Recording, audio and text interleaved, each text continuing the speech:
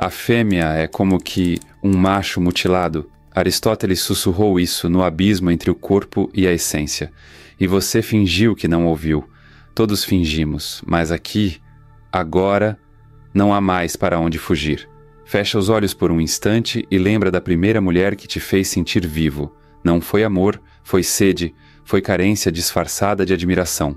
Você não queria conhecê-la, queria que ela curasse a sua ausência, e ela sabia, sempre soube, porque enquanto você falava de alma gêmea, ela mapeava seus pontos fracos, com um sorriso. Enquanto você dizia, eu te amo, ela media o quanto você estava disposto a se dobrar por um olhar. Ela não precisava te possuir. Bastava saber que você se ofereceria inteiro. Esse é o segredo que ninguém ousa dizer, não porque é cruel, mas porque é claro demais. A mulher que você idealiza é só o reflexo da sua desordem interna, e ela, ao perceber isso, não te rejeita. Ela dança, ela se torna exatamente aquilo que você quer ver. E quando você cai, quando se entrega, quando ajoelha, ela já não te vê como homem, ela vê uma função. Você chama isso de romance, mas o nome verdadeiro é simbiose psíquica. É dependência emocional com aroma de flor. Não é culpa dela. Ela aprendeu a existir assim. Quando o mundo a tratou como acessório, ela aprendeu a virar sistema operacional. Ela não invade. Ela se instala na sua linguagem, nos seus silêncios, nos seus medos. E quando você acha que está amando, você já foi reprogramado. E agora você está aqui, me ouvindo como quem escuta um segredo sujo no meio da madrugada, com vergonha de concordar, com medo de olhar para trás e perceber que em todas as vezes que você amou, você apenas fugiu de si. Mas essa é a chance, não de odiá-la, mas de ver, de escancarar os olhos e enxergar por trás do afeto o roteiro, por trás da suavidade a estratégia, por trás da beleza a adaptação. E talvez então, pela primeira vez, você veja a mulher, não como anjo, não como vilã, mas como criatura moldada por séculos de sobrevivência. E você? Você é só um homem ainda tentando merecer o amor que inventou.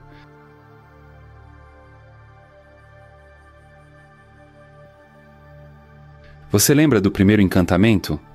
Não foi ela. Foi a ideia dela. Ainda menino, quando a realidade era crua demais para suportar, alguém te contou uma história. Uma história onde a mulher era o prêmio, a salvação, o ponto final de todas as suas dúvidas. Ela vinha em contos de fadas, depois em filmes, depois em músicas, sempre etérea, sempre gentil, sempre cheia do que te faltava. E você acreditou, como quem bebe veneno com gosto de mel. Desde cedo te disseram, ela é o seu oposto complementar. Ela é cura, é colo, é luz. E você, tão sujo, tão bruto, tão partido, precisava merecê-la. Esse é o mito que te quebrou antes de você saber o que era ser inteiro. Você cresceu achando que a mulher era um lugar onde você poderia descansar de si mesmo. E cada vez que ela sorria, você sorria com medo. Medo de não estar à altura. Medo de perder o lugar naquele altar invisível que a colocaram e que você ajudou a manter. E aí vem o teatro. Você aprende a performar. Você se molda, se reprime, se afina. Tudo para caber no espaço entre o desejo dela e a sua vergonha. Porque o que você quer, no fundo, não é amar. É ser aceito. É ser validado. É ser perdoado por ser homem. Ela se torna um espelho polido das suas inseguranças. E você, um animal domesticado pelo toque. Cada elogio dela, uma coleira. Cada eu te amo, uma dose de dopamina que te faz confundir conforto com conexão. Mas você não a vê. Você vê o que projetou. Você vê o que precisa ver para não desmoronar. E ela aprende isso cedo. Aprende que ser adorada é mais fácil do que ser compreendida. Aprende que é mais seguro ser o que você deseja do que ser quem ela é. Então o ciclo se instala. Você suplica amor, ela entrega reflexo. Você chama de magia, ela chama de sobrevivência. É isso que ninguém te contou. O amor que você viveu não foi amor, foi religião. Você criou um altar e esperou que ela salvasse você do próprio vazio, mas ela não nasceu para te salvar. Ela nasceu cercada por estruturas que a reduziam e aprendeu a dominar o único território que ninguém vigiava, seu imaginário. Ela te conhece melhor do que você, sabe onde você hesita, sabe onde você mente, sabe onde você desmorona. E você ainda chama isso de amor? Não, meu caro. Isso é arquitetura emocional. Isso é engenharia da carência. Você amou um mito. E agora tem medo de acordar. Porque se ela não é sua salvação, você terá que lidar com o que realmente é. Um homem fraturado que aprendeu a existir só quando refletido nos olhos de alguém. Esse é o primeiro golpe. Descobrir que talvez você nunca tenha amado uma mulher. Apenas a sua necessidade de ser amado por alguém. E agora que o espelho trinca, você vê pela primeira vez, não ela, mas você, nu sem narrativa, sem adorno, e dói. Porque encarar a verdade é sempre mais doloroso do que viver um delírio bonito.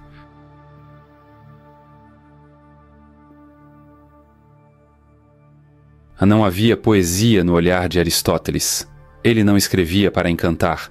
Escrevia como quem abre o peito da realidade com uma lâmina, fria, analítica, desprovida de piedade. E foi assim que ele viu a mulher, não como musa, mas como desvio, não como milagre, mas como adaptação. A fêmea é um macho incompleto, dito assim, sem véus, sem ornamentos, sem mentiras úteis, mas antes que você corra para acusá-lo de misoginia, entenda, Aristóteles não estava atacando a mulher. Ele estava descrevendo o mundo, um mundo em que a forma ideal para ele era o homem, e tudo que se afastava disso era variação, imperfeição, necessidade de ajuste. Você pode se indignar, pode gritar, pode negar, mas se você olhar com olhos nus, vai ver o que ele viu, que a mulher não foi projetada para dominar, mas para sobreviver, e que essa sobrevivência a fez se tornar outra coisa, algo entre o instinto e a inteligência emocional, algo que não se impõe, mas que se infiltra, não pelo conflito, mas pelo reflexo. Enquanto o homem construiu com força, a mulher construiu com percepção. Enquanto ele colonizava territórios com espadas, ela colonizava mentes com gestos. A mulher, nesse cenário, não é vilã. É consequência, é resposta, é estratégia moldada pela ausência de poder físico e pela abundância de leitura emocional. E você não leu Aristóteles, você leu Paulo Coelho, você leu contos de princesas, você foi treinado a acreditar que o feminino é sinônimo de bondade. E agora, cada vez que uma mulher te frustra, você diz, ela mudou. Mas talvez ela não tenha mudado. Talvez ela tenha apenas parado de fingir. E se Aristóteles estiver certo, não em sua biologia, mas em seu símbolo? E se a mulher, como ele via, for a forma que aprende a existir a partir da forma dominante? Ela não cria o centro, ela orbita o centro, ela se molda, ela se curva, e ao fazer isso, ela ganha poder. Pense, ela não compete, ela observa, ela não invade, ela ocupa, devagar, sem pressa, como a água que entra pelas rachaduras de um império. O problema nunca foi a mulher, foi o mito.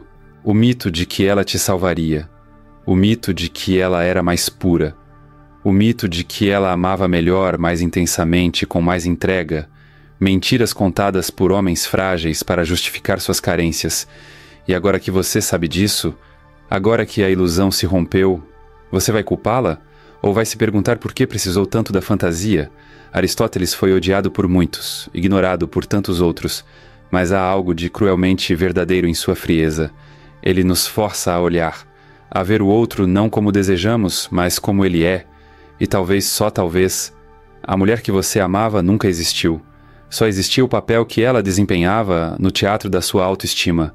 E quando ela cansou de atuar, você sentiu dor. Mas não era dor de amor.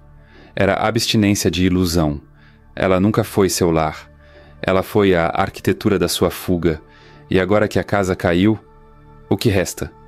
Você com os escombros. Você com a voz dela ainda ecoando nos seus rituais. Você com o vazio que antes confundia com presença.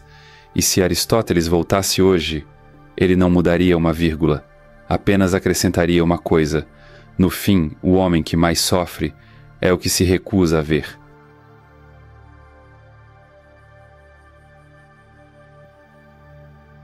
Ela nunca te amou, não do jeito que você entende amor. E essa frase, se dita em voz alta, faria muitos homens chorarem, mas não pelas mulheres, e sim pela fantasia que os sustentava.